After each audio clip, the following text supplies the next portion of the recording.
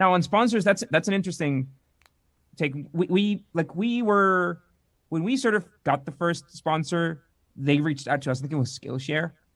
We figured like, wow, that's cool because we have all these channels that we follow that are sponsored by Skillshare, and I was like, oh man, like it's almost like a pride sort of thing. Like, hey, we have to take Skillshare. Like it's Skillshare. Like, I mean, we can brag that It's Skillshare the thing sponsored to us, do. Yeah, it's the thing to right? do. Yeah, yeah. So we took the sponsorship, but the way we sort of justified that was our channel. We make two types of videos for our channel, and and this is our plan for the next few months at least.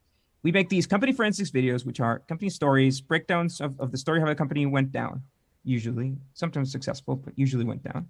And then we make what we call the Startups 101 videos, which are very startup specific videos about pitch decks, about metrics for a company, our own financials, growth marketing strategies, talking to investors, so on. So that's stuff that's very, very specific to a company that's looking to raise money or a company that's operational.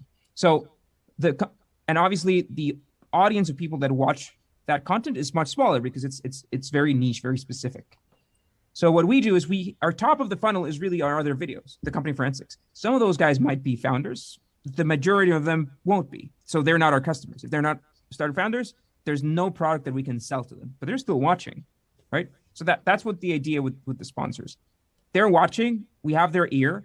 Yeah, because They're you're not our not customers. They're doing not gonna be. you're not doing hard pitches on those. I've seen many of them, right? Obviously, probably most of them, and you're never like, "Hey, go buy my service over here." You're very subtle, which I like.